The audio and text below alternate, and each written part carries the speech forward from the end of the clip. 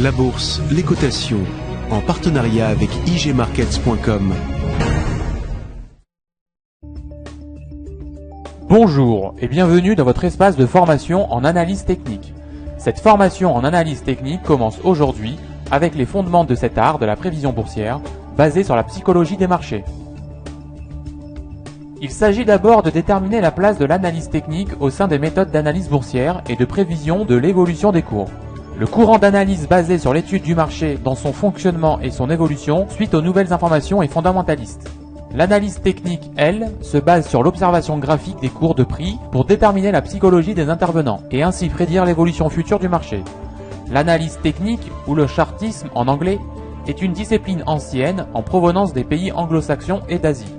Charles Dow, journaliste au Wall Street Journal, a été le premier en 1900 à formaliser ces outils d'analyse dans un cadre théorique dont les fondements vous sont présentés aujourd'hui. L'analyse technique et l'analyse fondamentale ne sont pas en opposition, mais plutôt complémentaires. Toutefois, il faut garder un jugement indépendant des nouvelles informations de marché afin de réaliser une analyse technique sans biais et basée uniquement sur la psychologie de ce marché. Les principes de base de l'analyse technique sont les trois piliers de la théorie de Dow. Ce sont trois postulats qu'il est nécessaire d'accepter et sur lesquels s'appuyer avant toute analyse graphique. La première idée à intégrer pour analyser les graphiques de prix est de reconnaître que les cours suivent des tendances. Une tendance est un mouvement général suivi par le marché à la hausse ou à la baisse. Abstraction faite des fluctuations mineures. Le deuxième principe est que l'histoire a tendance à se répéter dans l'évolution des prix. Ceci signifie que les configurations graphiques qui apparaissent sur les cours sont caractéristiques car elles sont fondées sur l'étude de la psychologie humaine qui suit des schémas récurrents.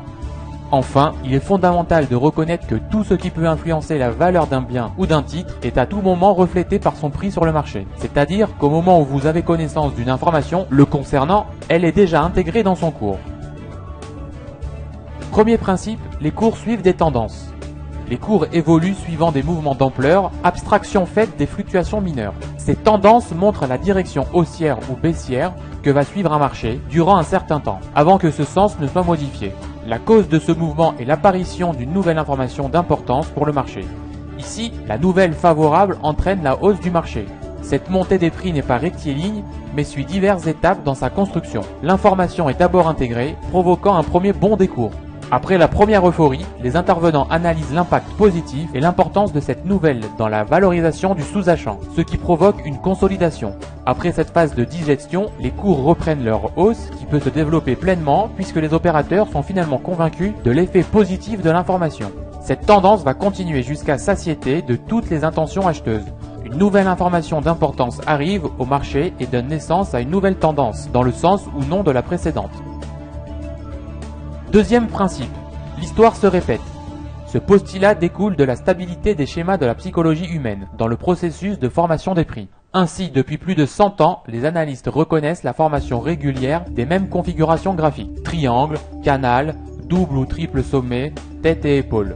Toutes ces figures ne sont que la traduction sur des graphiques de cours des mêmes situations de marché où le comportement psychologique permanent des intervenants a abouti au même résultat. On extrapole donc ces résultats pour la prévision future. On reproche donc souvent aux analystes techniques de baser leur prévision du futur sur le passé, mais c'est justement sur la récurrence des sorties de ces configurations graphiques passées que cette analyse est fondée. Ici, l'indice japonais Nikkei et l'indice américain Nasdaq présentent le même phénomène de bulle haussière, à deux périodes différentes, au début des années 90 pour le Nikkei et au début des années 2000 pour le Nasdaq.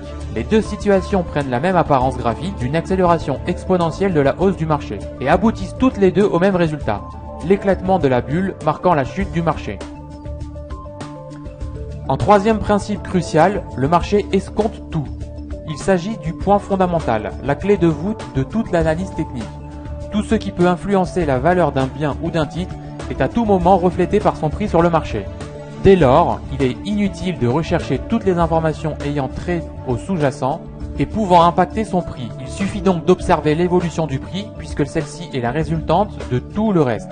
L'analyse technique doit être pratiquée en déconnexion complète de l'environnement et de l'information. Elle doit plus spécialement faire abstraction de l'information de type consensus, opinion, média, avec laquelle elle peut être en opposition totale.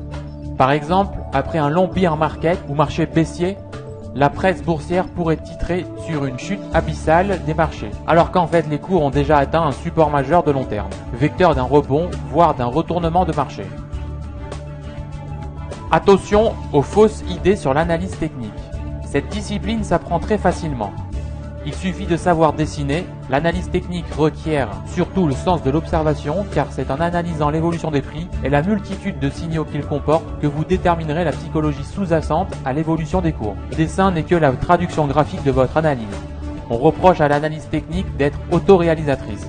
C'est-à-dire que les analyses techniques, en agissant conformément à leur étude, auraient tendance à provoquer les mouvements de cours qu'ils prétendaient prévoir. Si cette critique est exacte, elle s'applique tout autant aux analystes fondamentaux qui sont plus nombreux.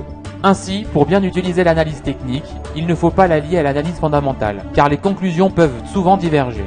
Il ne faut pas sous-estimer l'importance du savoir-faire en la matière, et donc consacrer du temps à l'étude de la discipline, mais aussi à sa pratique, car il s'agit d'un art.